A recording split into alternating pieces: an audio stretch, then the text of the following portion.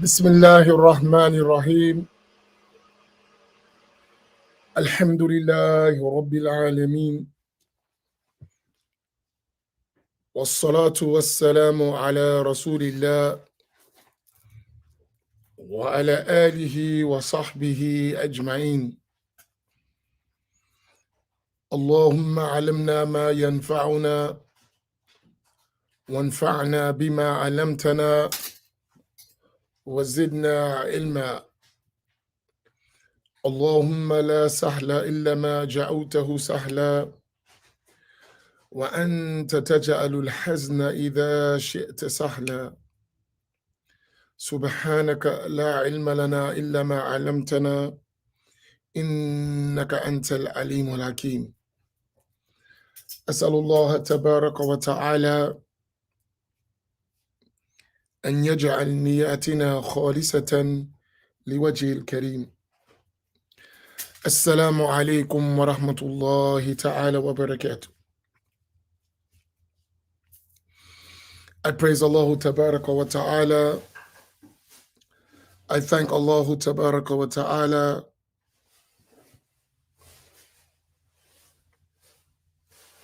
I ask Allah to send countless blessings and salutations on Prophet Muhammad sallallahu alaihi wasallam, his family, his companions, and all of those who follow them in excellence until the day of judgment.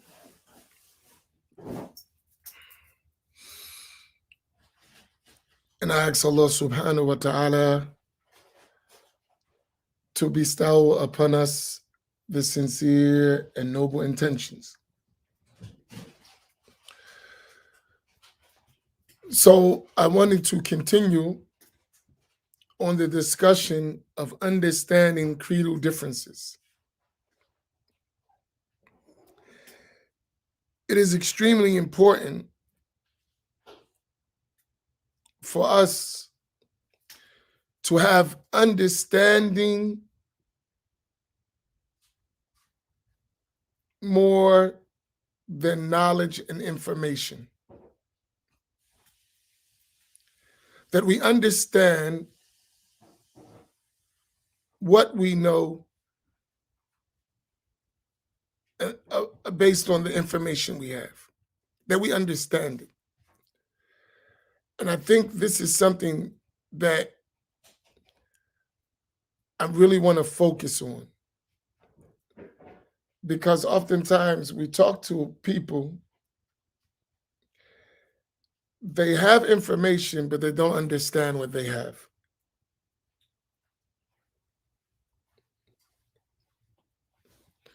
And that is so important.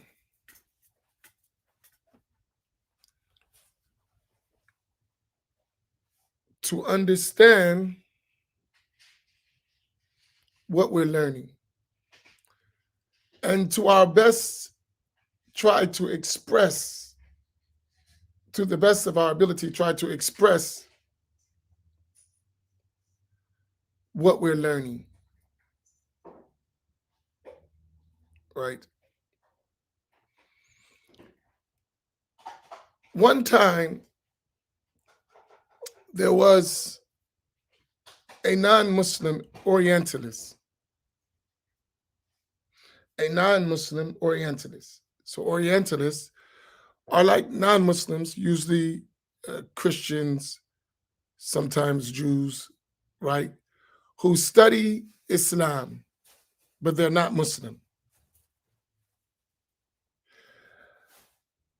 One of them said a statement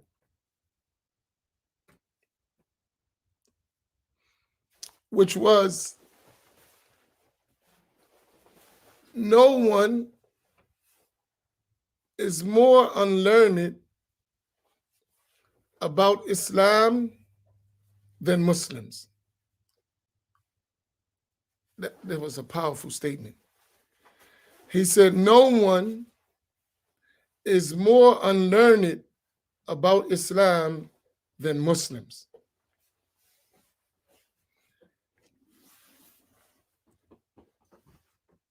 at one's first hearing that, automatically you will reject such a thing, right? Automatically. But then when you think about it, you'll understand that it's a generalization that contains a lot of truth. It's a generalization because that's not the case of all Muslims. But it is the case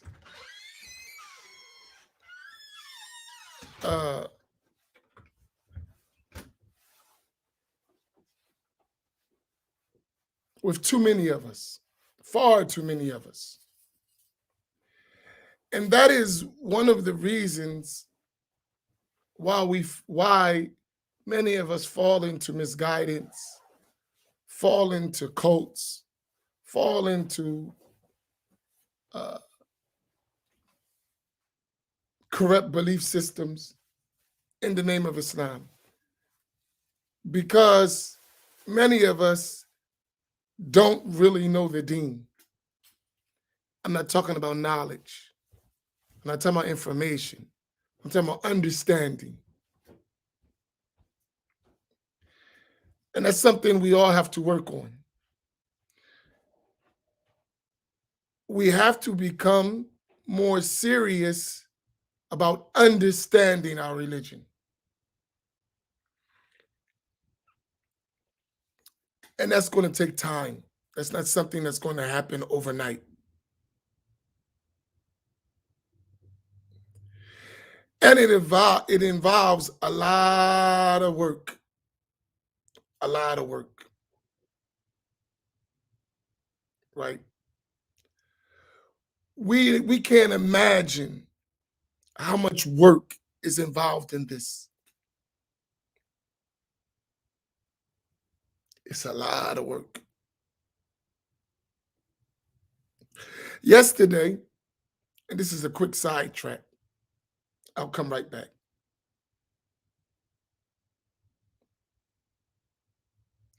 Yesterday, I made a statement,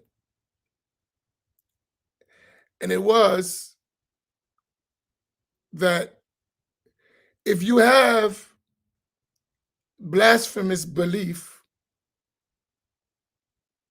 incorrect creed, and you go learn Arabic without correcting your incorrect creed, you're just going to be able to articulate or say that incorrect creed in Arabic language. It's still the same thing, right?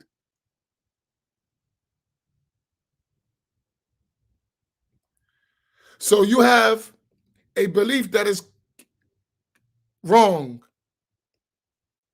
like what we're going to talk about as a first example. You believe that Allahu Tabaraka wa Ta'ala is in a location above his throne. That's a corrupt belief. It's wrong. It's not Islamic belief at all. Is that clear to everyone here? Muslims don't believe that Allah is in a location above the throne.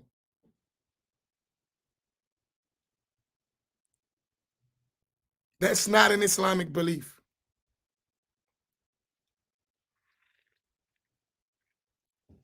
I'm going to tell you why, but to get to the end point, that's not an Islamic belief. That's the belief of Christians and Jews, not Muslims.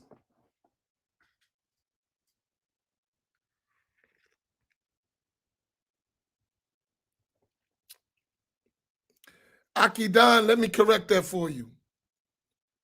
And I'm only putting you up to correct the mistake. Allah is not everywhere. Allah is not everywhere. Just as Allahu Tabaraka wa Ta'ala is not in one location, he is not in every location. What you may mean by that, and I pray that is what you mean, is that Allah's knowledge is everywhere, meaning Allah is aware of everything in every time in every place. But as for his self, he is not in a location. So Muslims don't believe that Allah is everywhere. That's not the alternative of Allah is not above the throne. He's everywhere. No, Allah exists without a place. And I want everyone to put that up. That's the basis of our belief. Allah exists without a place. Could everyone put that up?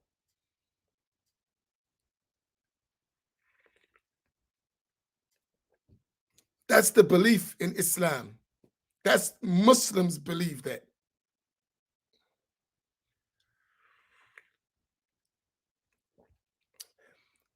And anyone who has a belief other than that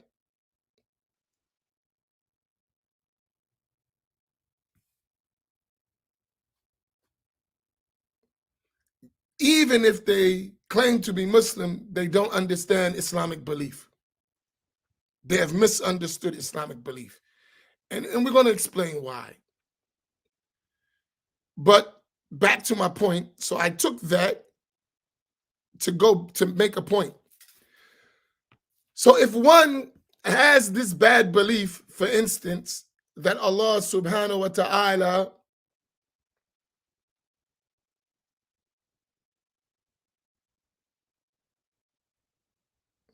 is above the heavens, above his throne as a place. And if he goes worse, to believe he settled there or he sit there or any of those ugly beliefs. And that person learns that in English. So he reads the so-called Noble Quran, for instance, or some other terrible translation. And he took from that Allah is in a place. Then that person goes and learns Arabic. He's going to say that same bad belief in the Arabic language. That's the only difference. Now he knows to say an incorrect belief in Arabic because he never understood proper Islamic belief, right? So it is essential that we understand properly what to believe in Islam. And whatever it takes to do that, we have to spend that time and energy doing it, right?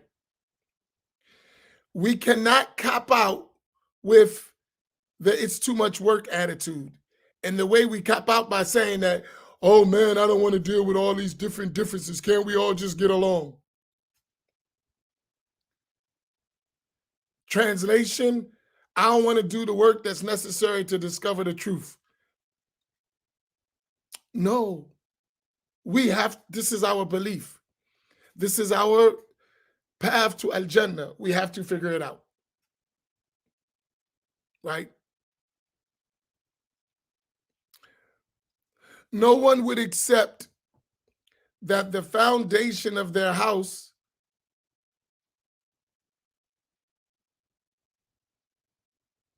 was not built well and then still say, that's no problem. Just put everything on top of it and let's go. No one would accept, because you realize if the foundation is not firm and not well established and constructed well, the house is going to have major defects. In fact, it might collapse. So no one would accept. Our proper belief in Islam is the foundation. So I was thinking about this and I said, you need to take your time to make sure people understand step by step. So it's going to take a little while, but it's worth it. It's going to take a little while because it's worth it. And particularly, I'm talking to everybody in general, but specifically those who have these errors, and because of the pressure that's put on them, they can't come publicly and learn. So they come privately through their phone or through their computer where they won't be censored by others. So I specifically want to explain, especially for those people. I didn't know it was so many of them, but I do realize there's a lot of them. You don't see them, but they're there. So specifically to those people, I want them to get an opportunity to understand. So if some of you have heard some of the things I may mention, remember, it's review for you, but it's necessary information for others. Some people are confused. They don't know what to do. And it is our job to help them understand, right? No, I'm not saying they're like roaches. I'm saying they're people who want to know, but because of peer pressure, because of fear of being ostracized, they don't want to publicly be in that position. And that doesn't mean we don't want them to learn. Not everybody's going on the front line and fight. Some people are going to stay at home, but they support the fighters.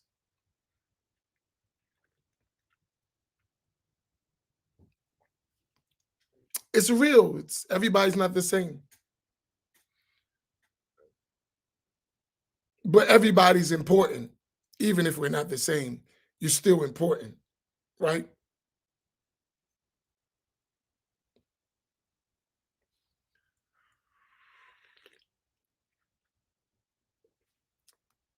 We in this together, all of us.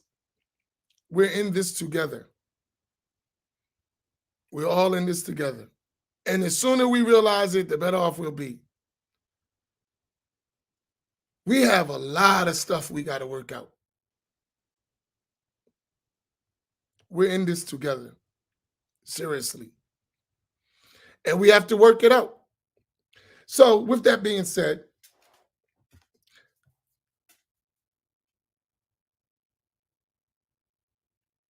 I want us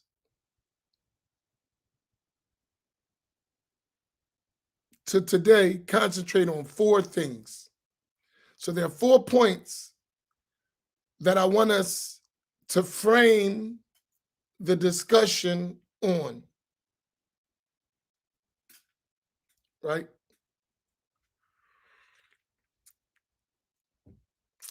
We can walk and chew bubble gum. It's all right. All of us have our way of expressing ourselves. We all right, right? Uh,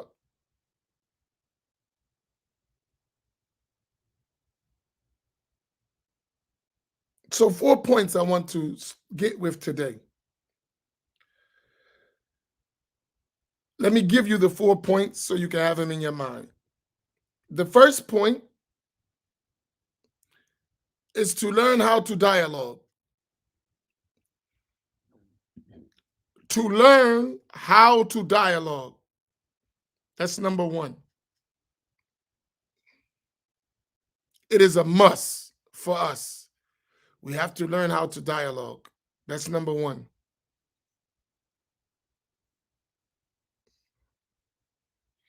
Number 2, understanding revelation.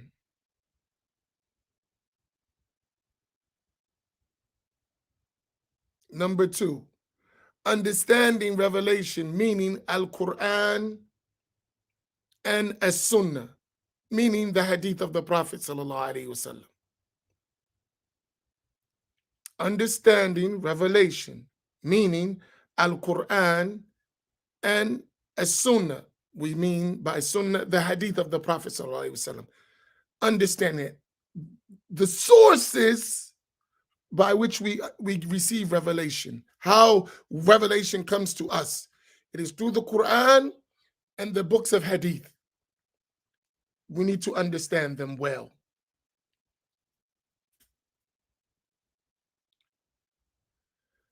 The third thing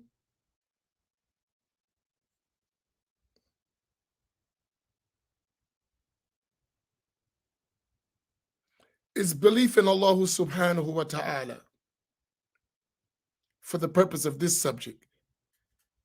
And I mean, what does that entail when we say we believe in Allah? What does that mean? And the fourth thing is a valid creed, a valid belief system versus an invalid creed or invalid belief system.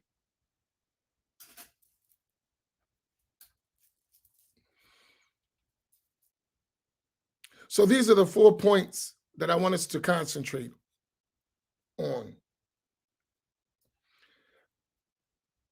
Learning how to dialogue,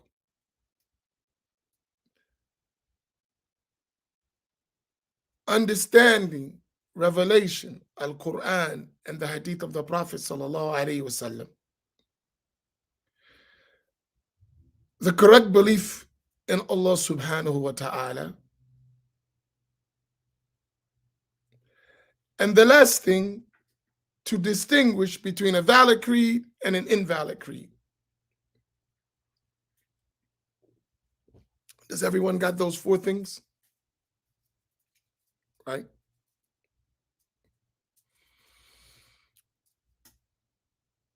Let's go to the first one.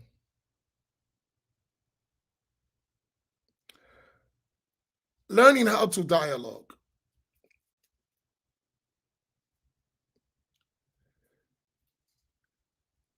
And we can look at learning how to dialogue, and these are all foundational things. I'm going to give you, if you're patient, Quran, Hadith, all of that. I'm going to give you all of that. But before I give you that, I want you to understand certain things, because without them, you're going to misunderstand the Quran and the Sunnah, because they're going to have an impact on how you understand the Quran and the Sunnah. So I'm giving you foundational things first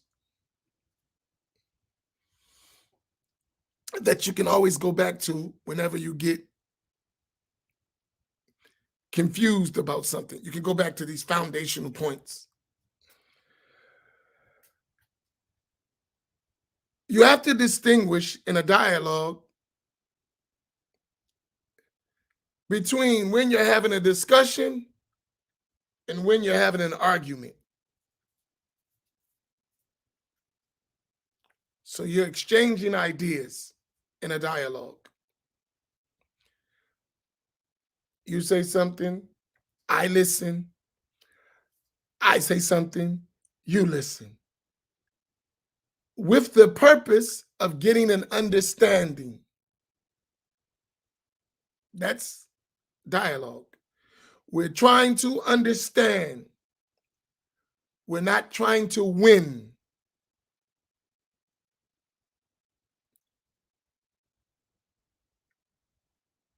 Keep this in mind. We're trying to understand. We're not trying to win. There's a big difference in the two.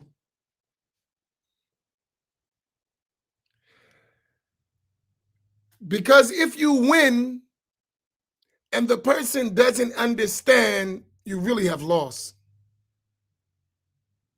If you win and the person doesn't understand, you have lost.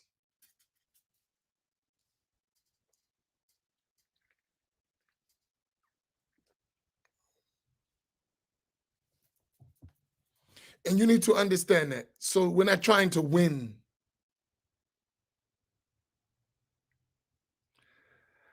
I need to understand you, and I need you to understand me.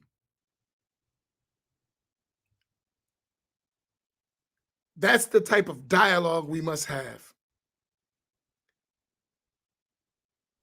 And through understanding, we will likely be able to establish the truth. Through understanding, we will likely be able to establish the truth.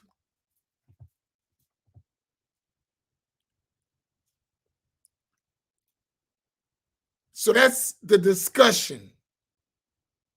As opposed to argumentation, we're not worrying about understanding, we're just trying to win.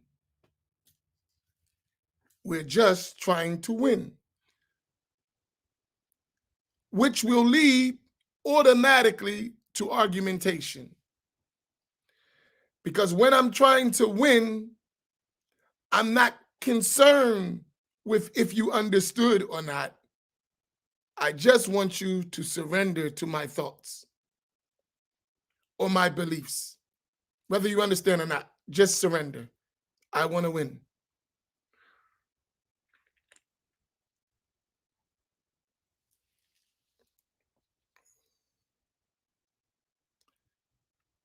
And we may not say that out of our mouths, but our states may say that. I just want to win. And if I want to win and you want to win, we're going to argue. Right, wrong, or indifferent. Even if I'm wrong, I just want to win. So I'm not even going to admit my wrong. I'm going to fight and argue my wrong position, even though I know it's wrong, because I want to win.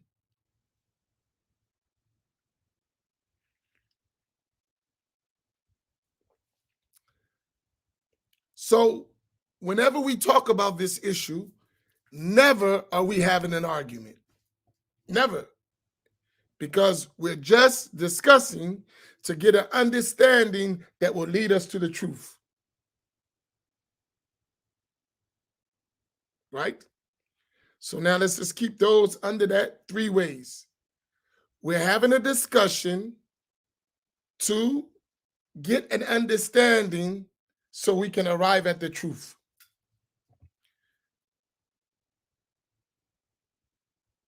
We're having a discussion to get an understanding so we can arrive at the truth.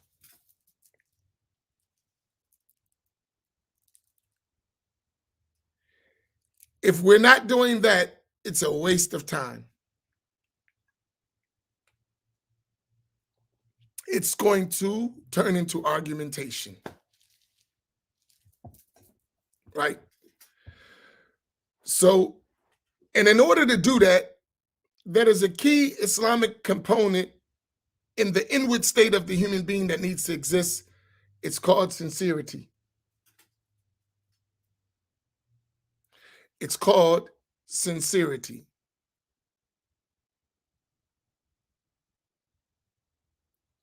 If you're sincere, that's easy for you. If you lack sincerity, that's going to be extremely challenging. Right? If you're sincere, it's easy. Right? To have a conversation, to get an understanding, to arrive at truth. And whatever it takes to do that, it's cool if you're sincere.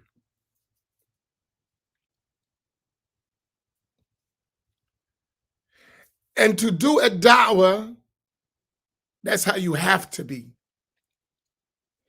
Because when you're doing a da'wah, when you engage in a da'wah, you're going to have discussions with people who don't agree with you. Obviously, you're calling them to Islam, to Allah and His Messenger. So obviously the one you're calling to that doesn't understand or agree with what you're talking about. So you're going to have that discussion with that person, no matter who they may be. So this is an important point. So when we're talking about this issue of the creed of Ahl Sunnati wal Jama'ah and the belief in Allah, this should be a starting point when we engage one another, that we understand this. That we understand this. We can have a discussion. And when we understand this, then there is no personal thing in it. We just want to arrive at the truth. If I'm mistaken, I want to clarify that mistake and arrive at the truth. And if you're mistaken, I want you to clarify what you're doing to arrive at the truth. Because at the end of the day, we both want to establish the truth. And if we're on different understandings, somebody's mistaken, right? And we have to discover which one is mistaken so that one can be on the truth as well. Because we want guidance for all of us from our side, while ultimately understanding that guidance, true guidance, is under the control of Allah subhanahu wa ta'ala. But from our side, we want to see people guided. And we don't know who is going to be misguided or remain misguided and die misguided. We don't know that. That is by the will of Allah tabaraka wa ta'ala, which we have no access to. We're ordered to just convey.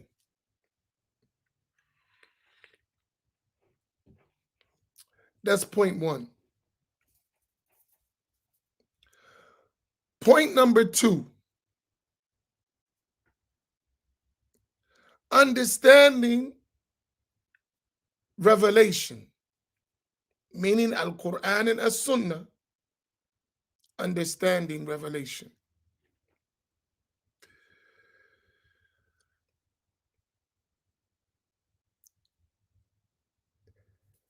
First, we need to learn from where do we get revelation.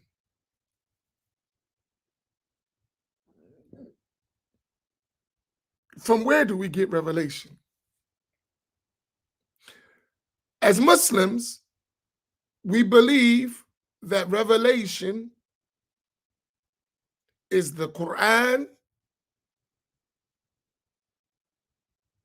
and the authentic, established Sunnah or Hadith of the Prophet sallallahu alaihi wasallam.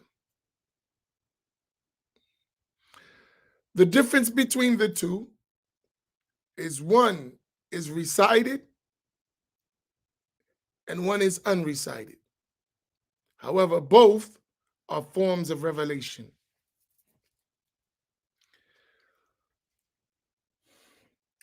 Do we all understand that? We don't have no one in here that thinks that the only form of revelation is the Quran, the book of Al-Quran. No one believes that, do they? I mean, we make sure we clear that, right? That when we say revelation, we mean the book of Al-Quran and the authentic words, actions, states, silent approvals that are established from the Prophet sallallahu alaihi wasallam. Both are forms of revelation. We all on that page, right? So, because there are some people who don't understand it. They think the only revelation is the Quran. I have the Quran and I don't need nothing else. That's not true. Right?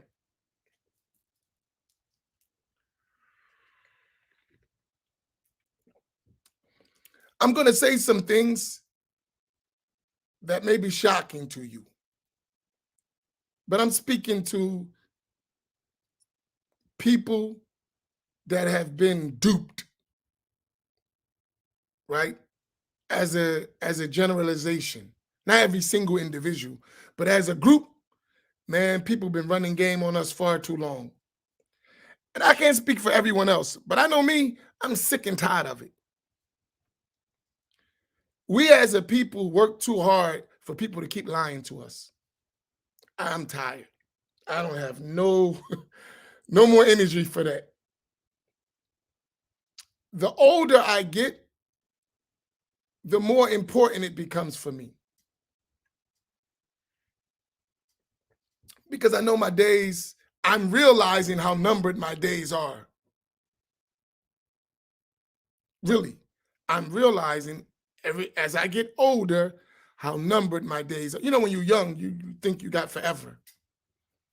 But the older you get, you start to realize, hey, this is serious. Some young people get it early, but most of us, we got to get a little older before we catch on.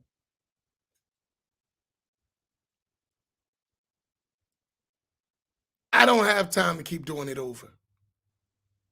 I got to get it right. And most of us should realize that. We don't have time to keep doing it over. We have to get it right. We have to get it right.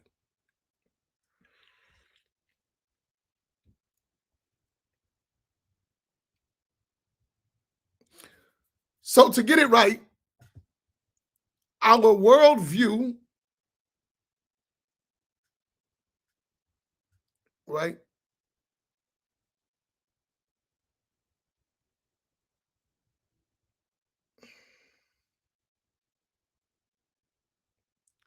Our worldview is based on revelation as Muslims.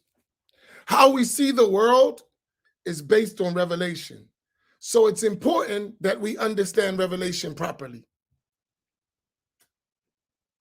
because that's how we see the world. That's how we engage with the world and engage with everyone we see, based on revelation.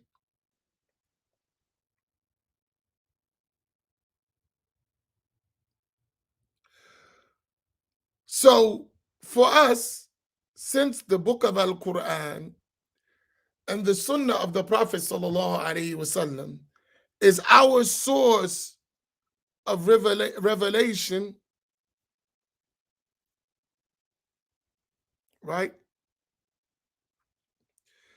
Then we need access to revelation, right? It's very important.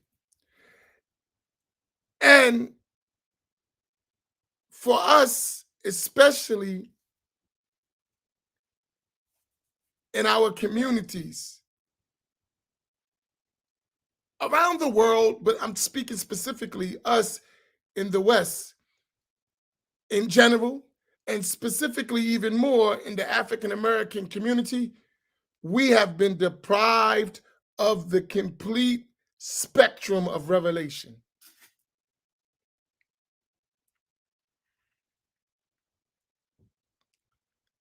In general, that's the case, right?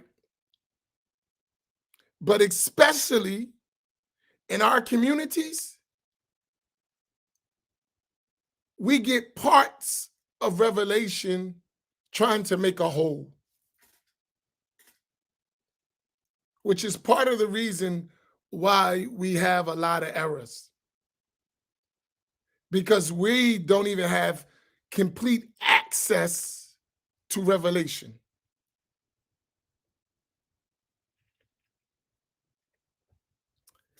In other words, we may have the Quran and we may have some of the Sunnah. Most of us don't even know how much of the Sunnah we're missing, which is a form of revelation, and it's essential to understanding the Quran. It's essential, right? So part of your misunderstanding is the lack of access to the necessary information for you to understand. Big problem. And if you want to be honest with yourself, just look in your library. You'll see it. Just go look at your library. Go on your bookshelf and look at your books and see how much of the Sunnah, the original Sunnah of the Prophet ﷺ that you possess. just the books of hadith, from where you're going to understand revelation and have access to a part of the way of the Prophet ﷺ, how much is missing? You don't have it.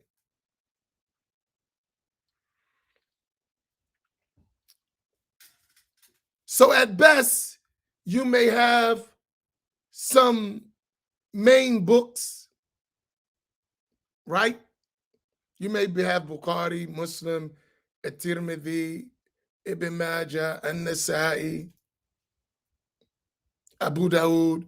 Maybe you have the Muwatta of Imam Malik, and maybe you have some parts of the Musnad of Imam Ahmed as source books. But there's so many other books that you're missing that are important for understanding revelation that you're missing. You never even saw them. And no one has given you access to them.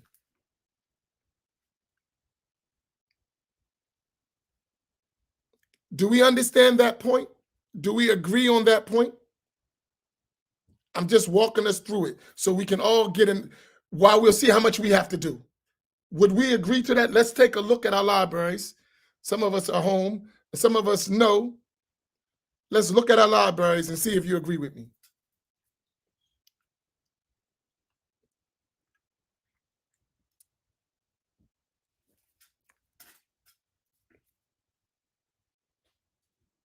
Right. Taught you.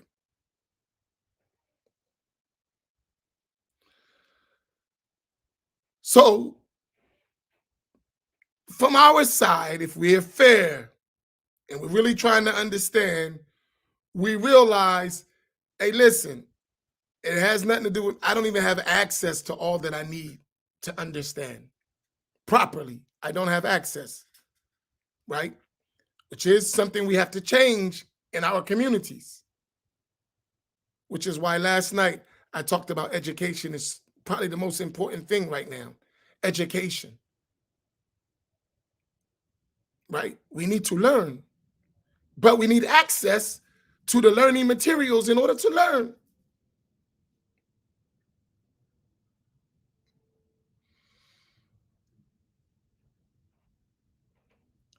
So when I say we're all in it, the sources of revelation are in Arabic, not English. Another problem we're facing. Please put this up. The sources of revelation are in Arabic. They're in the Arabic language. Put that up. We need to keep that in our minds.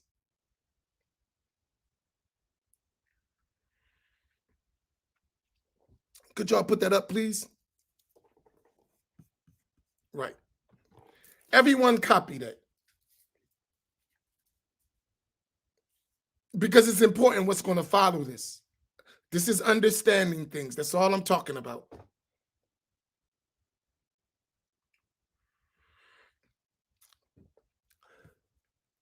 Please, please, please, no one feel inferior or deficient. No one. We're just trying to understand. That's it. And when we understand, we're going to arrive at truth. Right? So we have to understand first. Right?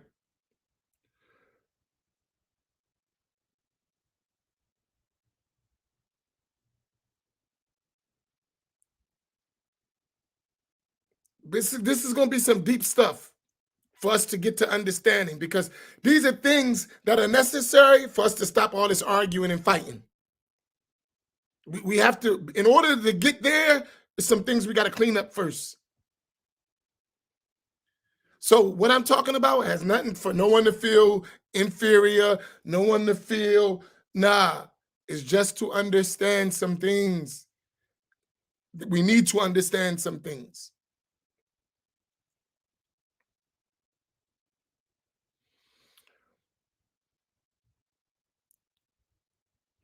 And when I said Arabic, no other language. Sources of revelation are in the Arabic language. Not in English, not in French, not in German, not in Farsi, not in Persian, not in Urdu. Arabic language. That's the language where we find revelation. It is what it is, right?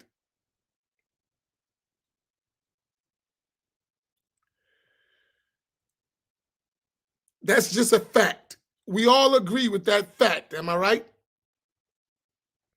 Revelation is in the Arabic language.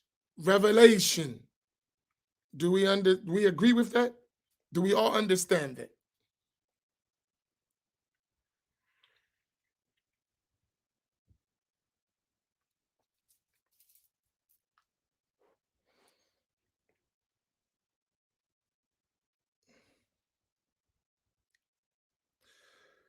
What is the proof of that? There are many, but I'll just give you one verse that everyone will memorize, inshallah. It is in chapter Surah 43, verse number 3. I want you to memorize that verse. Even if you memorize it, the translation of the meaning, it's explicit still. Allah said in that verse, "Inna ja'alnahu Qur'anan Arabiyyan la'allakum ta'qilun." Allah mentioned in that verse, verily, the meaning is, verily, we made it an Arabic Quran in order for you to understand, to comprehend. The point here is that Allah subhanahu wa ta'ala said the Quran is Arabic. So it's sort of 40, and then other verses. I'm just giving you one so you get the point, right? Inna ja'alnahu Qur'anan Arabiyyan la'allakum ta'qilun. We made it an Arabic Quran so that you understand, right? The Prophet sallallahu alaihi wasallam was an Arab who spoke Arabic language. So when he talked in the Arabic language. And when he conveyed in the Arabic language. That's a clear point. So what is the outcome of that understanding? Whenever we're outside of the Arabic language, we are no longer talking revelation. Whenever we're outside of the Arabic language, we're no longer talking revelation. We are talking a translation, which is an interpretation of what we understand from revelation, or someone else who understands from revelation. You follow that? This is very important. It's very important, especially in the discussions we're going to have, that we understand that.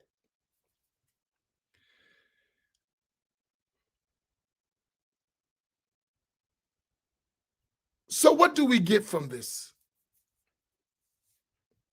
You have the actual text of Revelation,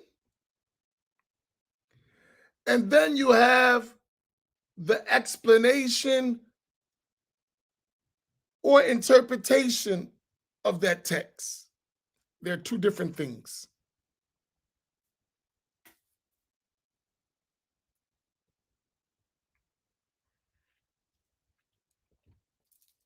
So let's understand this. We have the actual text of Revelation,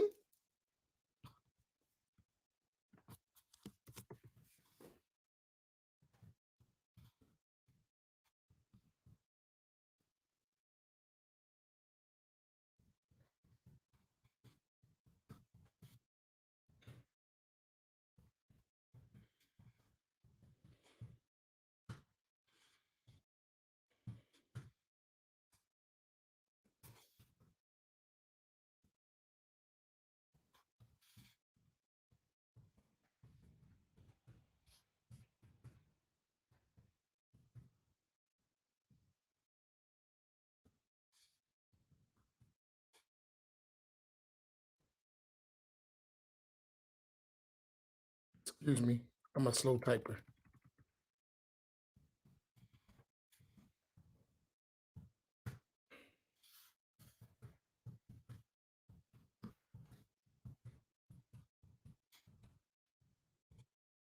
All right, right? Now, you have these two things. Since we established what is revelation, so you have the actual text of revelation versus the explanation of the text of revelation.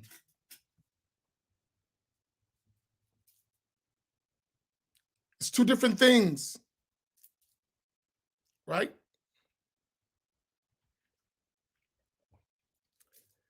If we're talking about the actual text of revelation, whether it's the Quran or the Hadith, we're talking about the Arabic language, the actual Arabic text, right? When we go outside of that, whether in Arabic or any other language, when we're outside of that actual text, that is the explanation or interpretation of the actual text of revelation. Is that clear?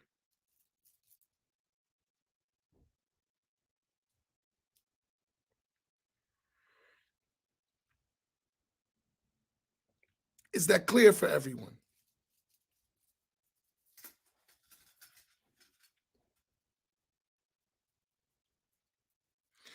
You're going to, inshallah ta'ala, when we finish, you're going to be so far ahead in your understanding. It's going to be a great benefit, inshallah ta'ala. You will. It will help you a lot. And I hope you would take what you're learning and go further than we did. That's the hope. The hope is that you're going to learn these things and then you're going to act upon them and you will go further than us to the point that we can rely on you. Inshallah. May Allah give you an opening. And we hope that some of us actually do it. That some of us who have the time, the ability, and the aspiration, right, go for it. And that the rest of us realize how important it is and assist them in that. That's why I said we're all in this together.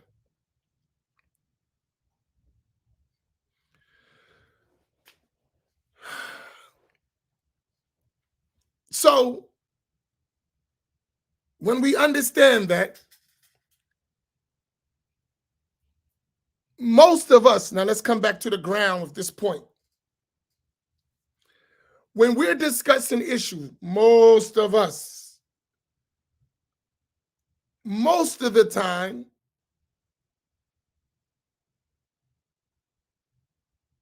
are we discussing actual revelation or we're discussing the interpretation of the text, the actual text of revelation, or are we discussing the explanation of the text of revelation? That's a question. When you hear all these different discussions that sound like arguments and disagreements, are they mostly discussing the actual text of revelation, or are they discussing the explanation of the text of revelation, whether they know it or not? What is actually happening? What's being discussed? Usually, everyone engage.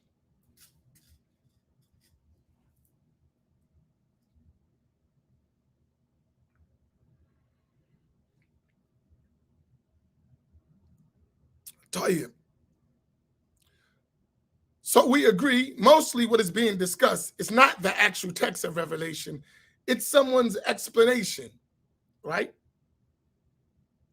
It's someone's explanation.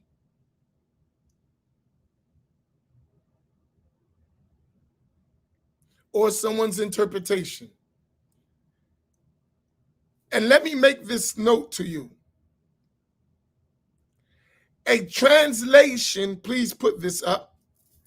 A translation of the actual text of Revelation is an interpretation.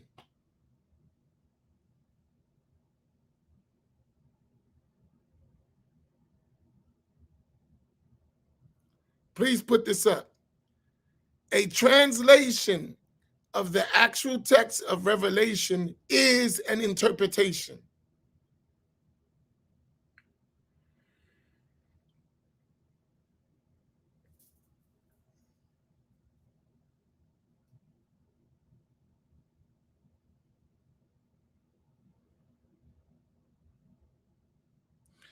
Please, everyone, copy that.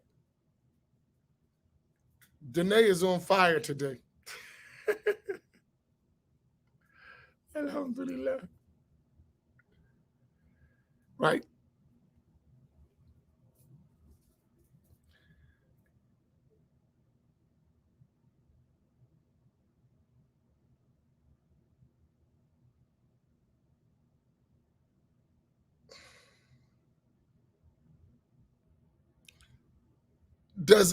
I hope we all realize that when someone translates, they're translating based on their interpretation of the actual text.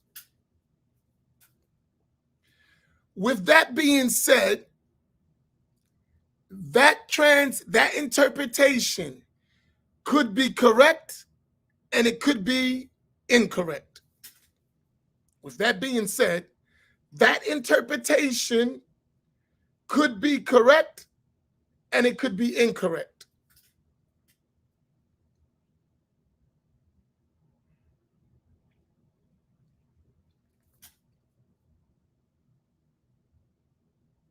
It could be correct and it could be incorrect. But never is that translation to be mistaken for revelation.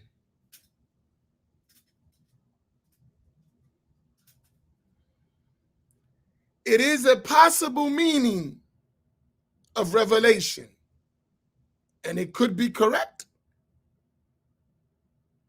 and it could be incorrect. There's going to be other factors by which we determine, is that translation correct or incorrect? There are other factors needed, not just the fact that you translated something.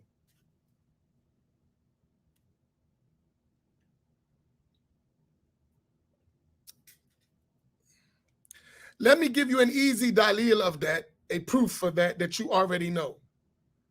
How many times, if you've been around, especially us, one of the most famous translations of the Quran that spread among us in our community is the translation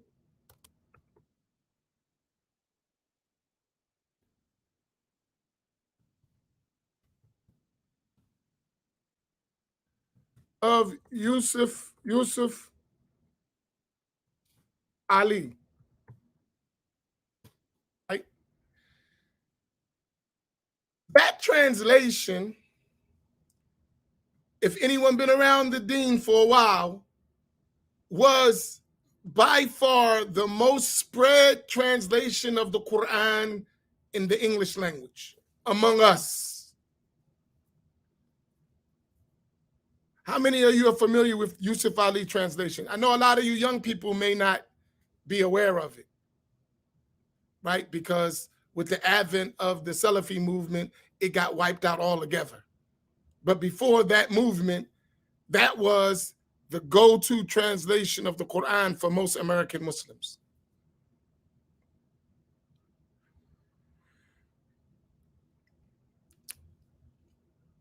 Now, I want to ask you, are you aware, right? Are you aware that that translation has been revised multiple times? That translation has been revived multiple times. right? Why did it get revised multiple times? That's a question. We're dialoguing. I want us all involved. Why was that translation revised multiple times?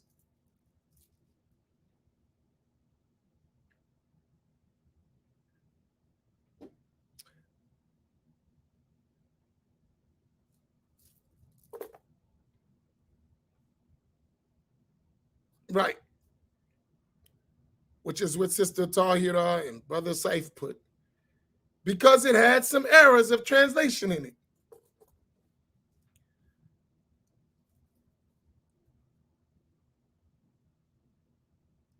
There are many mistakes, some serious, some less serious, some even to the point that to believe them is disbelief. So therefore, it needed to be revised, right?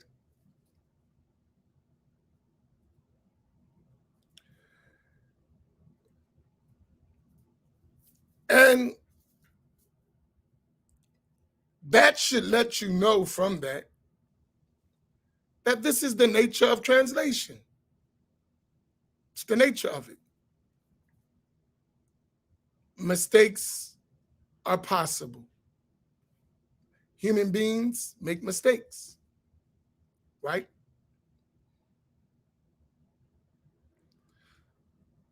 So therefore, there is mistakes in what? His interpretation. There weren't mistakes in the actual revelation. The actual text of the Quran it's not a mistake. It is his understanding and translation and interpretation that mistakes were found.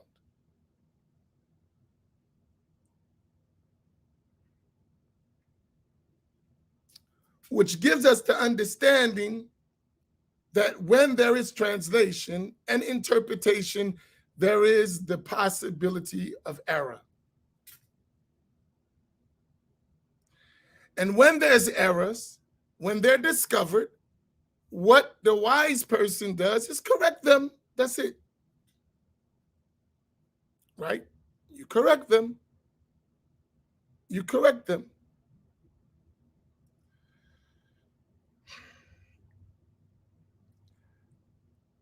Now, that happens with every translation. Every translation of the Quran is going to have errors, mistakes. Some major, some minor. But the nature of it, there's going to be mistakes. That's just the nature. Nothing we could do about it. Imam al-Shafi'i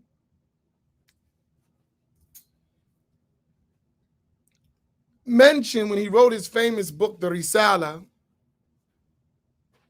in the fundamentals of Islamic jurisprudence, he said, I reviewed it 40 times to check for errors.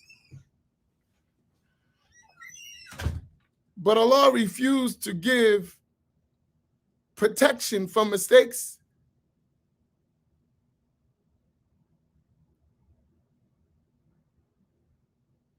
to anyone other than the prophets. So the only book that we're going to find with no mistakes is the book of Allah. That's the nature of it. That's the actual text of Revelation. Everyone else, they could be right, they could be wrong.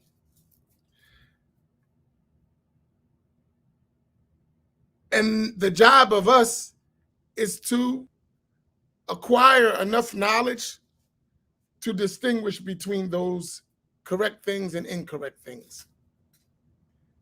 Is this clear? Let me pause here for any questions about what I covered. I saw some questions because this is not going to be as easy as I thought it would be. If I do it right, it's going to take time. But I think it's important.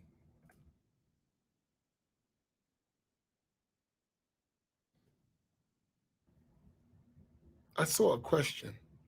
If any of you had a question that I didn't answer, put it back because I don't want to spend a lot of time searching for it. I have a question. Is the reason why the translation of the text no longer revelation because of linguistics, meaning, etymology, and other words?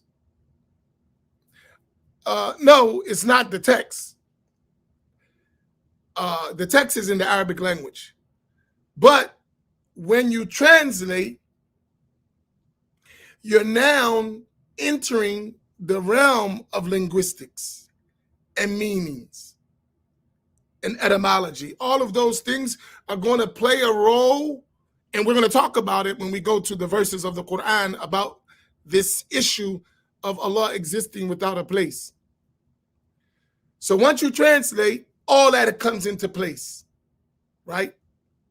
And the possibility of linguistics and meanings and all of that, that's all going to play a role in how you understand revelation. So that's in one sense of it, right? If you follow my point. Once you translate, now you've went outside actual revelation, and then you're going to have to understand all of those things to ensure your translation is correct or incorrect, to distinguish, right? Let me make it another way. When you translate, this will make it easier for you to follow me. Say in English, we're talking about in any language, but we're just talking about, let's say, English where we speak. The translator needs three main ingredients. Three main ingredients. There are others, but we're just talking about three. Y'all ready? Every translator needs three ingredients. The first ingredient, he needs to have a correct understanding of Islam. Belief and practice. That's number one. The translator has to have a correct understanding of Islamic belief and practice. That's number one. Secondly, the translator needs to have expertise in the Arabic language. Third thing, the translator needs to have expertise in the English language. If he doesn't have all these three things as a base, his translation is going to be flawed. Please put those three things up. They're very important.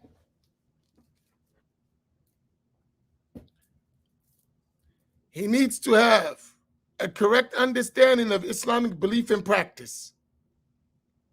He needs to have expertise in the Arabic language. He also needs expertise in the English language.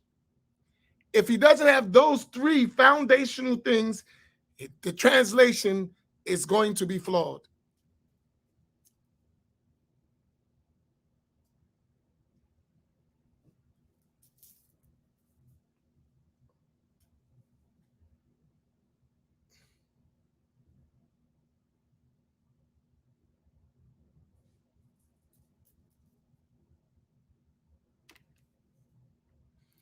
And these are foundational matters. Please copy it and put it up. These are foundational things. He needs other tools. I'm just talking about foundational tools. These are foundational, these are like prerequisites. And then there are other prerequisites that are more detailed, but these are primary things. Without them, we can forget about it. We can add other stuff later, but without this primary things, it's going to be mistakes.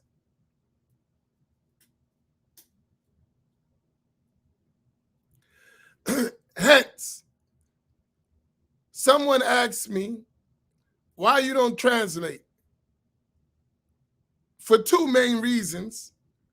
I don't have expertise in the Arabic language, and I don't have expertise in the English language. Count me out. Can't do it.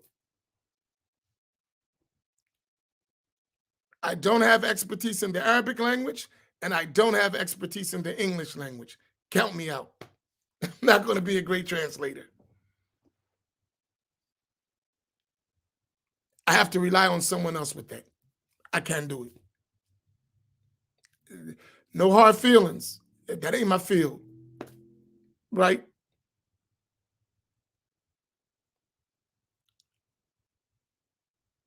Someone else with those tools got to do that. That's not my field, right? I can help, but I can't do it independently. I can help. And that's the case of most of us, if we be honest, right? And you would know this from us reading books, because you notice I'm always following in the books we're reading in Arabic. And you've seen me multiple times correct translations, right? Y'all have noticed that, right? When we're reading the books, you'll notice me say, no, no, no, that's not the meaning, right? Because I'm always following in Arabic while the reader is reading in English. I'm looking in Arabic to make sure it matches to the best of our ability. And we find oftentimes, sometimes grave errors, sometimes missing things that are important. We find that, right? When we read books, you see it all the time. Every book we read, we found errors, right? Just from sitting in class, you'll notice that. Your book, if you're following class right, your book should have a bunch of corrections. Translating words, translating meanings, missing sentences, putting things back and forth where they don't belong. This happens. It's natural. This doesn't make the person bad, but this is just the nature of the business, right? Right? That's why we have revised translations. Sometimes the translation don't even know, the translator don't even realize they made that mistake. Sometimes that mistake is from the printing, not from the translator himself at all. Somebody, when they went to printing, they made mistakes, right? The editor missed it. It happens, right? So when you don't have all those things combined, it's easy to make mistakes. It's not hard, right?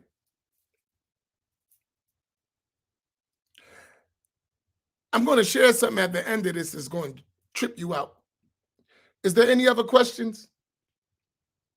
I still have a long way to go, but I didn't even reach the other. That's 2 points. But they're so important to understand.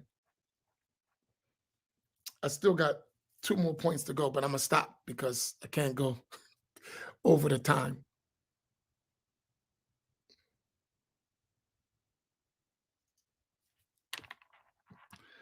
Sometimes deliberate and sometimes lack of knowledge of the language being interpreted to, or the language interpreted from. Some things are intentional and some things are just mistakes or lack of knowledge, right?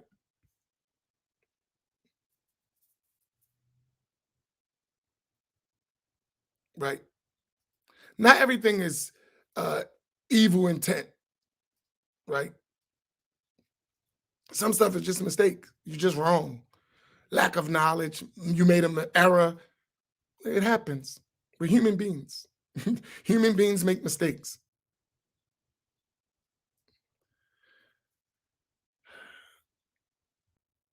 With all this being said,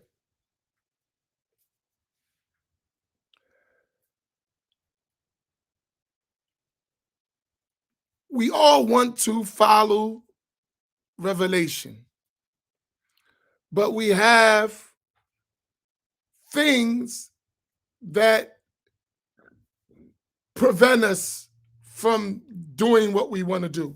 And they're like barriers. And we have to learn how to surmount those barriers, overcome those obstacles. They do exist, right? They exist. And if we deny that they exist, it's going to be a barrier in and of itself for us to understand. Certain barriers exist, and we have to work through them. And that's why we need each other. I'll give you an example.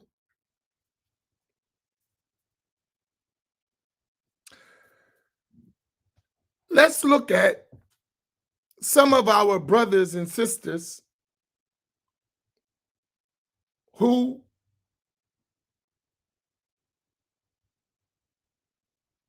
went overseas and studied. They learned Arabic. Some of them were educated before they went in school, college educated, so they learned English, right? But they went overseas and they got indoctrinated, right? So the first part, they may have a bad creed, right? They might have an incorrect understanding of Islamic belief and practice, but they do know Arabic and they do know English, right? If you could work with that person and get to conversational level, not an argument, not a debate, not trying to win, not trying to see who's more knowledgeable, none of that. Please, my brother, my sister, use your skill set to help us all understand. And be open that because of your belief that may be incorrect, or let's say it is incorrect, that plays a factor on your interpretation of the text. But I want to see other possibilities from the text besides your conviction and understanding. Can we do that? You'll find we'll learn a lot more. Because you may be weak in that area and that person's strong, but you're strong in the correct belief and they are weak. Together, if humbleness and sincerity comes, together you can help each other. Do you understand that? And that's why it's important for us to understand and not argue.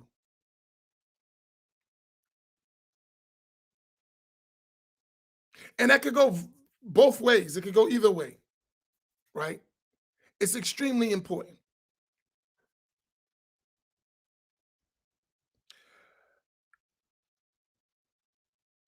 But if we are at enmity with each other at the heart level, we'll never be able to use our resources to gain access.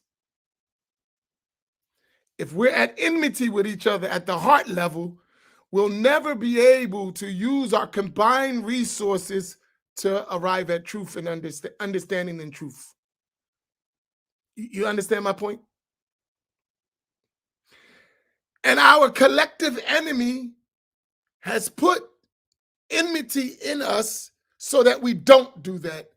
And I believe, this is my belief, I could be wrong, I could be right, that that's intentional so that they can subjugate us. That's my belief. I'm convinced of that. I'm not saying I'm right. So there is the possibility I see things the wrong way in this issue. But from observation, from study, from learning, that's intentional.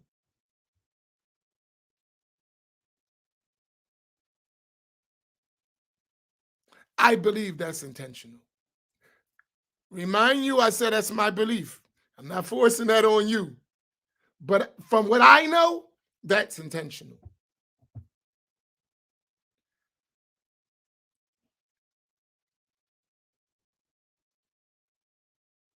And we have fell hook, line, and sink for it.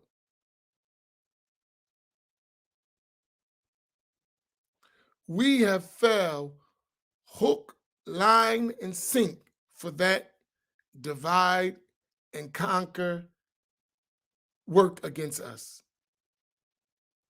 And it's worked, especially in our community. We took someone else's problems, on top of the problems we have already as a people, we took someone else's issues and put it on ourselves and destroyed ourselves with it.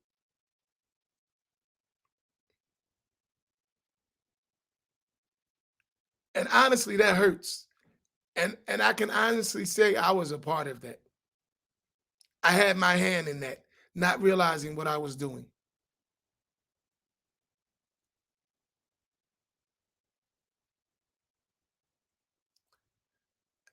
And today, I look back at my journey and I say to myself, man, you made some serious errors. I look at my journey, you got played. I mean, we fighting the devil, so I mean, don't be surprised, right? Somebody we got played, yeah. So did you. You just don't know it yet, right? We've been played,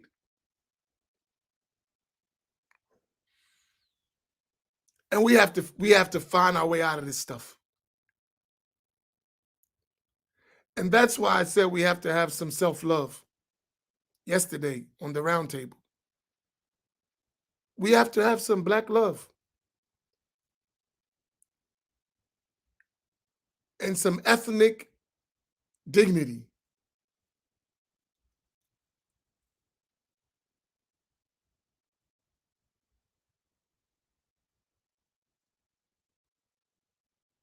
Right? It's serious stuff, man. So when we're talking about the Wahhabis, it's not enmity. It's searching for truth, right? It's not enmity.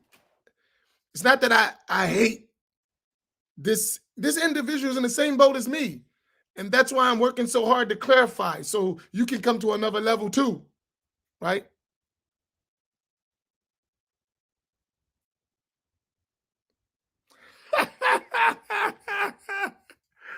Oh, that's a good one. If one can't look back at his life and realize he used to be an idiot, there's a good chance he's still an idiot.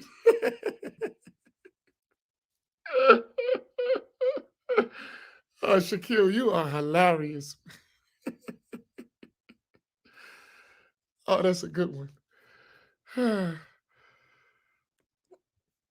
Oh my goodness.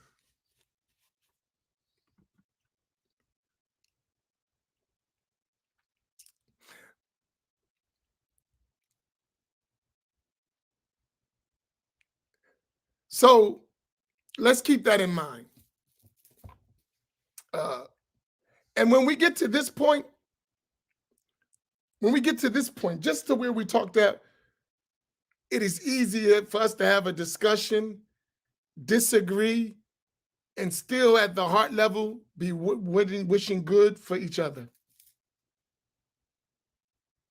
When we get to just what I talked about and we understand these things, we can talk, disagree, and still wish good for each other in spite of the disagreement and still continue to have dialogue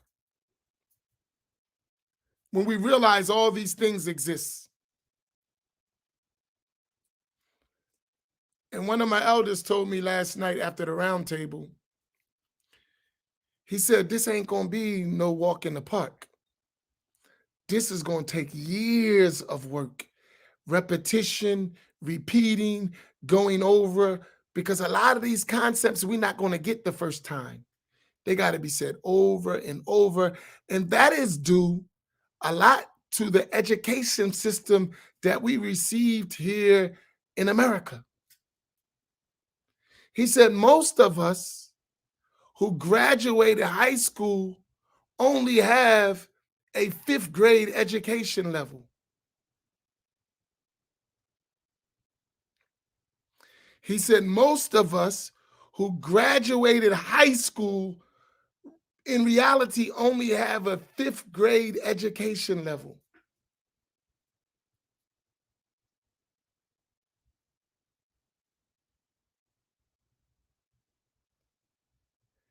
and you want us to understand Arabic and logic and he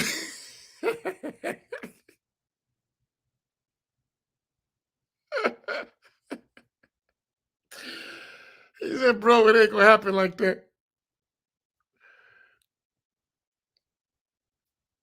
That ain't our fault. That's our education system that is designed to do something to us as well.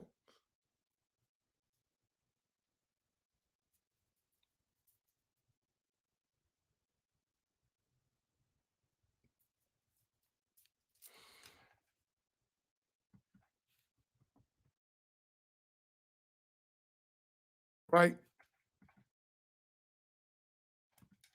So I'm gonna stop there. There's no other questions. I wanted to touch a lot of. It's gonna be a while. I think I'm gonna have to use uh more than the 3 days I asked, 2 days I asked. I gotta go talk to the reader and tell her to give us a pass for a minute because I think this stuff is important. Uh, and I don't have the time to do all we need to do, but I think these foundational things are important, right?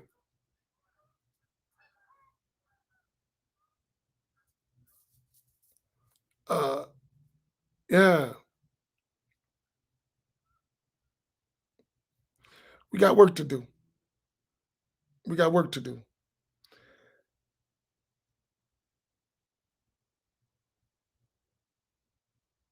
Some of us with a BA in education. No, all right, since we're being serious, some of us with master's degrees. Now I'm joking. Like, or since we want to be technical, some of us with master's degrees. Now I'm joking. Uh,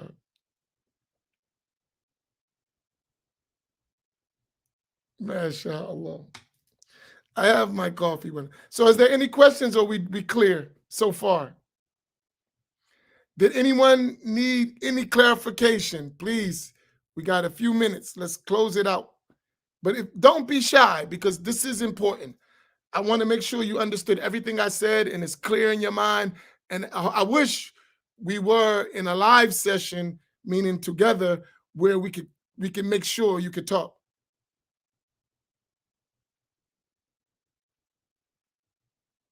Imam, don't tell her, ask her, okay? What, to get coffee?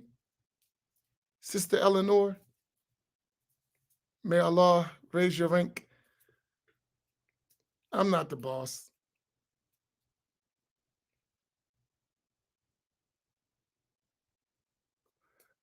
Uh, so, sister, could you please? There's no sister here. MashaAllah. I'm good with the coffee. Alhamdulillah. No questions. We good? We clear?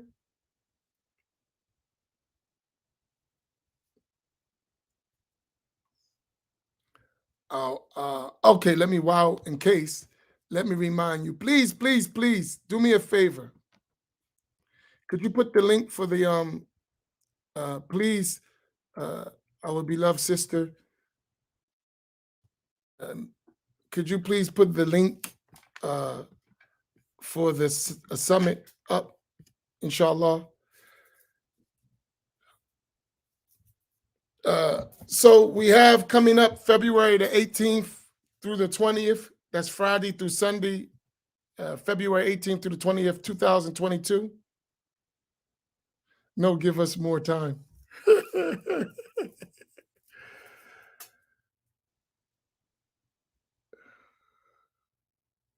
Subhanallah.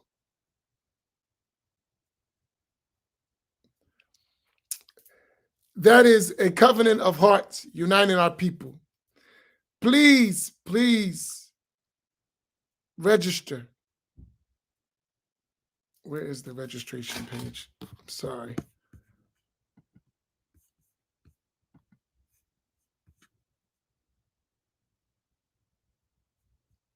Oh, it's there. Did you put it in the chat box as well?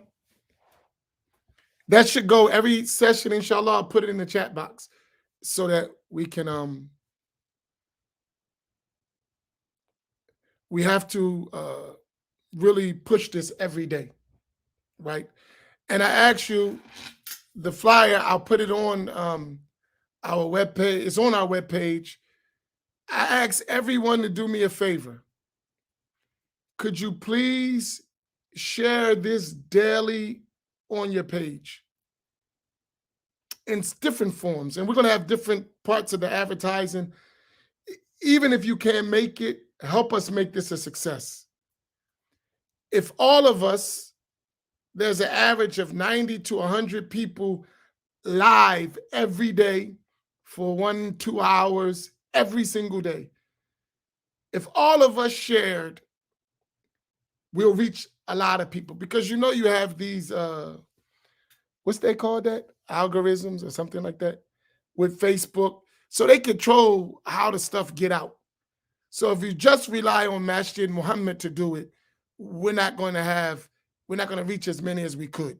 So I need everyone who benefit, who attend, I guess that's why you're attending, you're benefiting somehow, to help, right? And we need to meet you, so come. We need to have some really real contact. And we need to start working on our issues together and collectively, and seeing our resources and networking. Hey, hey, Samira, we went to the same school. They didn't educate us. Right? We went to the same school. Even if it was in different states, the school was the same.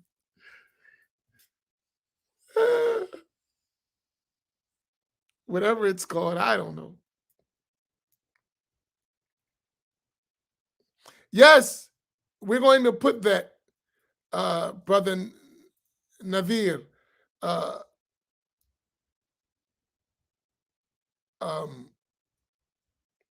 We're going to put up a link where you can donate for people who can't afford it.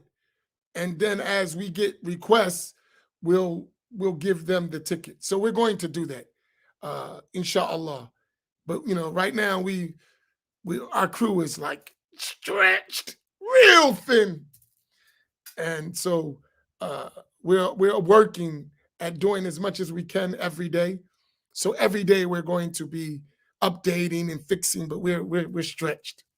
So I do need support and help from people who have skill sets to help this be a success.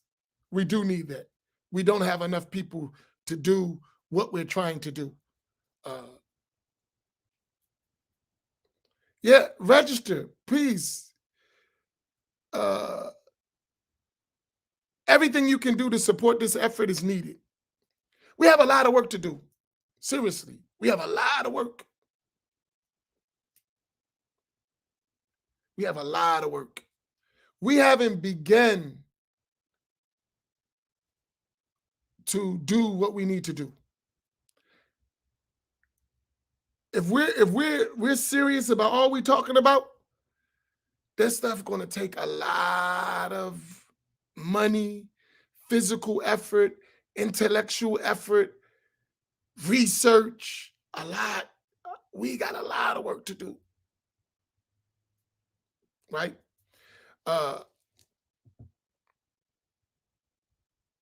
Algorithm, is that what it's called? Okay.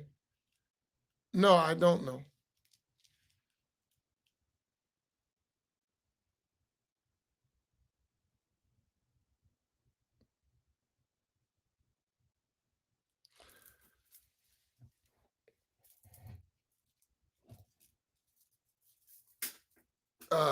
So yeah, we'll have more, and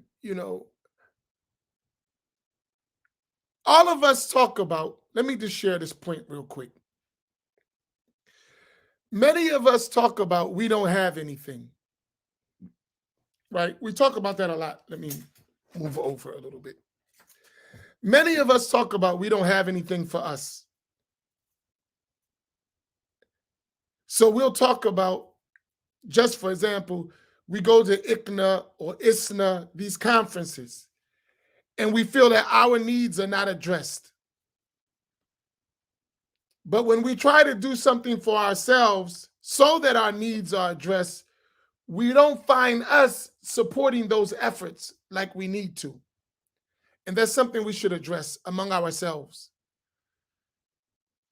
It's not expected that someone who doesn't live your conditions can even understand your conditions, let alone address them. Let me repeat that. That the person who doesn't live your condition, therefore, that person doesn't really understand your condition in order to address it. You're asking for too much. I don't live like you, so I don't really understand what you're going through. So I can't address it. I told you yesterday, I was listening to a lecture from a sheikh in Arabic, and I actually love that sheikh. I do. I've been listening to him for years. And he's a colleague of my teachers. He's not my direct teacher, but he's a colleague of my direct teachers. And when he said that comment about all the prophets were white and there is no black prophet, and that perfection and beauty is in whiteness, not blackness. And the prophets were the most beautiful of Allah's creation. Man, that broke my heart. I stopped. I couldn't finish. I was so hurt. Not that there's racist rhetoric. The fact that you're turning racist rhetoric into religious belief and conviction. That's so damaging. That's so damaging. That is what the slave owners did to blacks through Christianity. That's how you got white Jesus and white Moses and white Noah and white Abraham and white everybody. Everybody's white.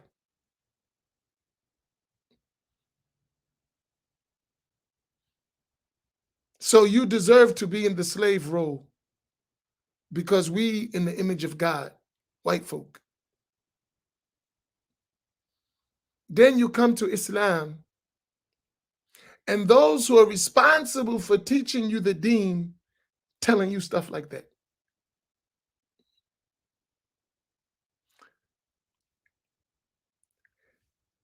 That's sad. That's sad.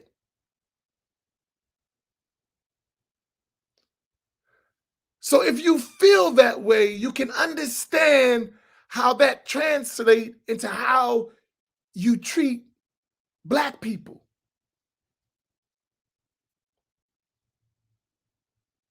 It's a necessary outcome of such a conviction.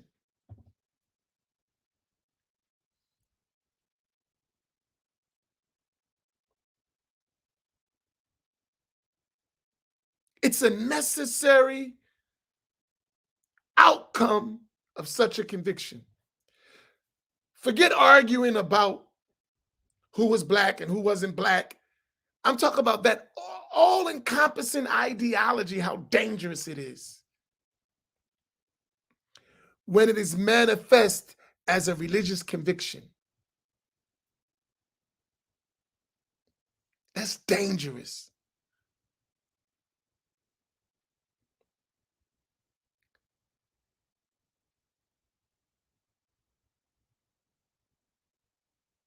It's so dangerous, right? What it does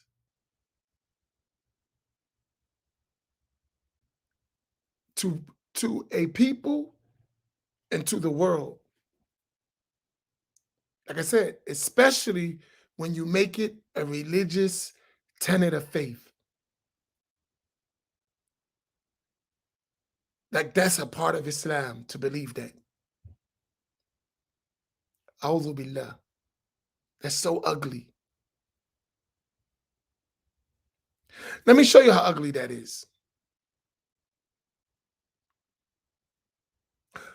If a person listens to that and they believe that you're sheikh and the people you're teaching follow that, they already have a predisposition that whoever's not white is lacking perfection, even in their skin color, which is insane.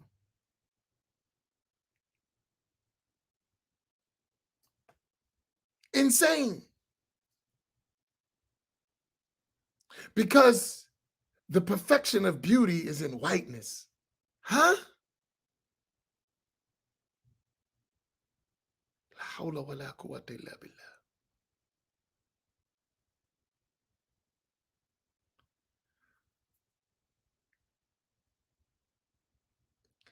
Now, everyone who listens to that and they come to America as a teacher, they have this in their mind and they encounter black people. And they're the teachers of black people and black children. What's going to be the outcome of that? And I'm not guessing, this is real stuff. I don't mention the particular sheikh who said that because I think the point is more important than the individual, and mention the individual who caused more harm than benefit. Because the mentality is more important than the individual. The mentality is more important than the individual. But the individual is not the only one who has that understanding. That is an understanding of a group of people at a religious level. So even though they don't express it, they feel it, and that's why it translates to the oppression and subjugation of black people right here on the shores of America, in the hearts of our inner cities.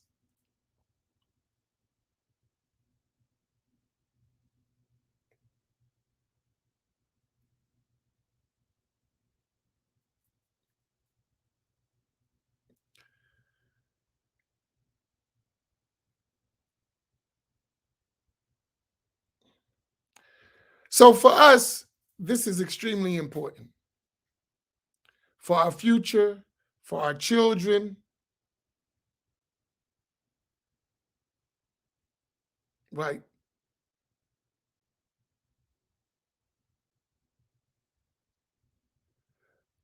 It's important that we come together and have serious uniting our hearts, empowering ourselves to confront realities that are generational things. If we don't do our work, they become generational problems.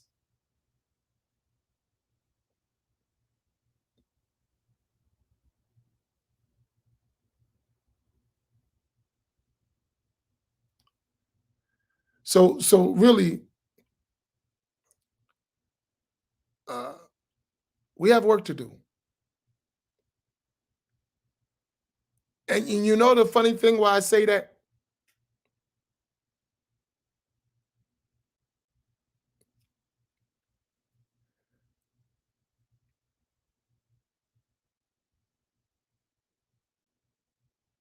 Because many of our brothers and sisters, no matter where they come across the spectrum, have experienced this, right?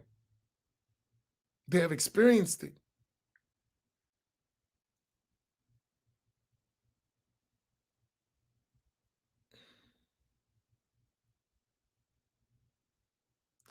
one of a graduate from the University of Medina, he told me something. He said when he was studying, this was in the 80s, early 80s, he said they used to call the blacks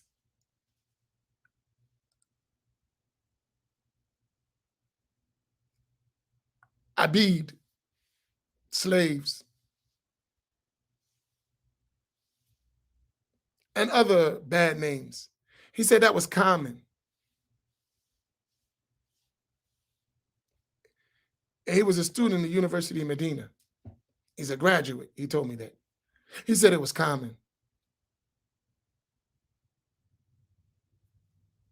And other ugly names.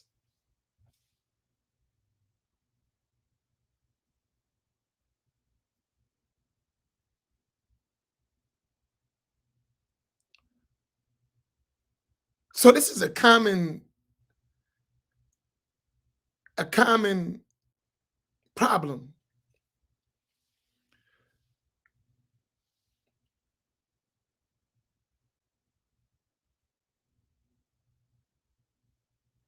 And I had that experience myself overseas. I just didn't realize what was being said at the time it was being said, because my mind was not there at all.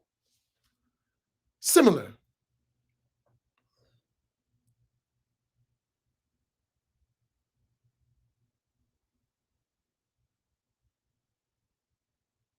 Right?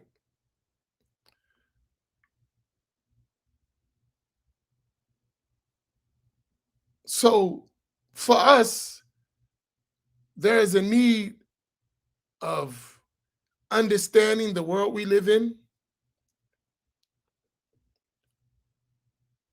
and actually making the adjustments so that we have an impact on the future of our people specifically and the ummah as a whole, because racism is a disease that is killing the nation of Muhammad sallallahu alaihi wasallam. Racism is a disease that is killing us as an ummah.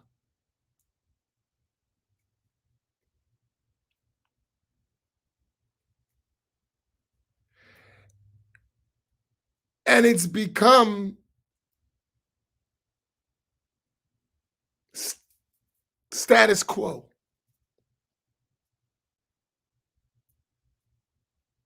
Status quo.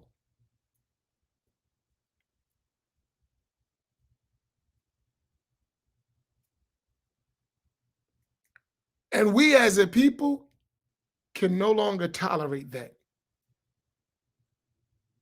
in the name of being religious. In fact, being religious would entail the opposite. Being religious would make you say no more. No, you can't do that. That is against religion. That is against the actual text of Revelation.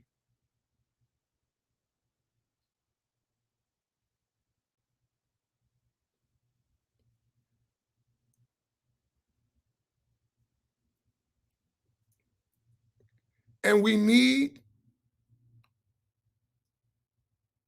to establish our own so that that doesn't spread in the hearts and the minds of our children. While cooperating with others to fix that issue among them.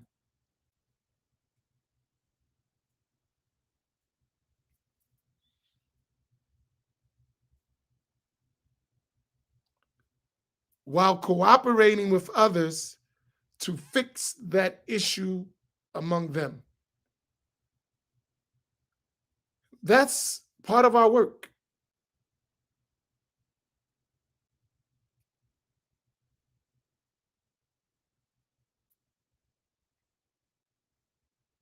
So may Allah make it easy.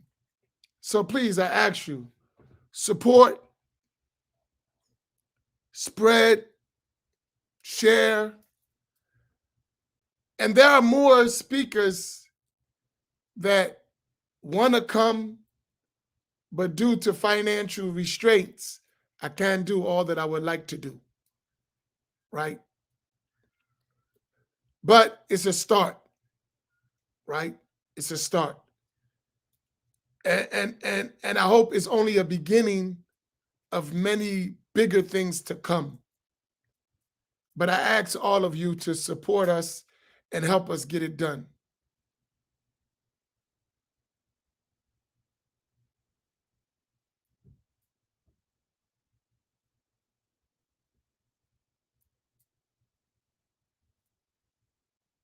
Inshallah.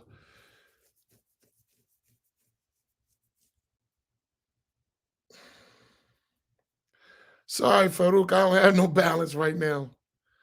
Man, I got 24 hours in a day, and the way I feel, I need 48. So, wrong guy. My day is a mess. SubhanAllah. I'm trying to find balance myself. I'm overwhelmed. May Allah make it easy. Tayyip. So I'll see y'all. What's today? Today's Wednesday. There is nothing tonight. Tonight's break night.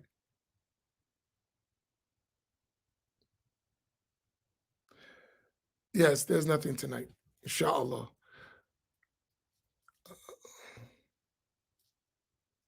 Barakallahu bikum wa sallallahu ala Sayyidina Muhammad wa ala alihi wa sahbihi ajma'in. Inshallah, we'll pick up tomorrow and we'll do the other points, and then I'll go into, inshallah, the actual verses. The cutoff capacity, we got to go lay it out. I'm thinking 400 to 500. But I actually have to go to the building. The building can hold 1,000. But because of COVID, I want to be careful to make it more safe for everyone, right? That's why we're going to have masks. You're going to have to wear a mask. Vaccinated or unvaccinated, you have to have a mask. So keep that in mind. But I would say between 400 and 500, we should not go over that.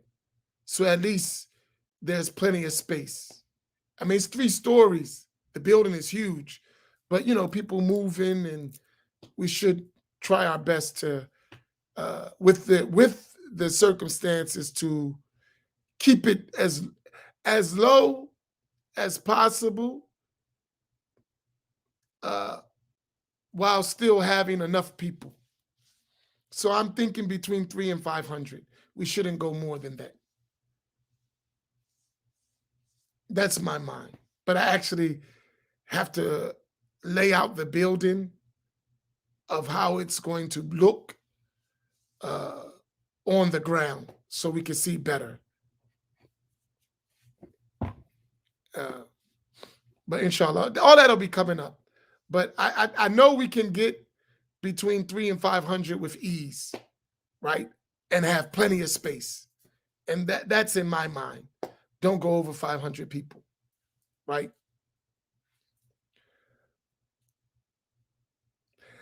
Those who went to the cookout, we had like 250 at the cookout. Did that seem a lot of people? Not really. We had space, right?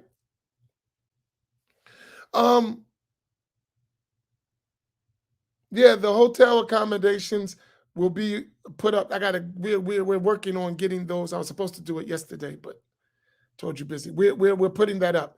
So over the next couple of days, all this stuff will be coming up.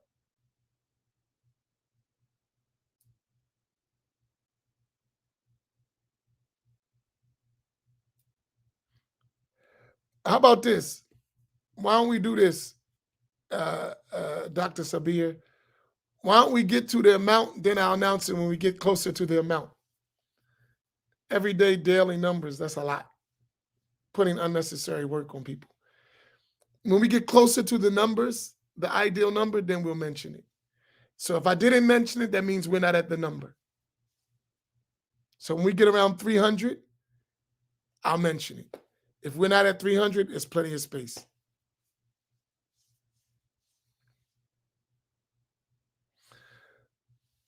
No, there's going to be plenty of food. You don't have to pack a lunch. Food will be on sale, everything. It'll be nice. Maybe I'll do one live just about the event, inshallah. All right. She said, keep it up. I'll put you in a big call. Y'all crazy. All right. Barakallahu bikum. I'll see y'all tomorrow. Assalamu alaikum wa rahmatullahi ta'ala wa barakatuh. Wa sallallahu ala sayyidina Muhammad wa ala alihi wa sahbihi wa sallam.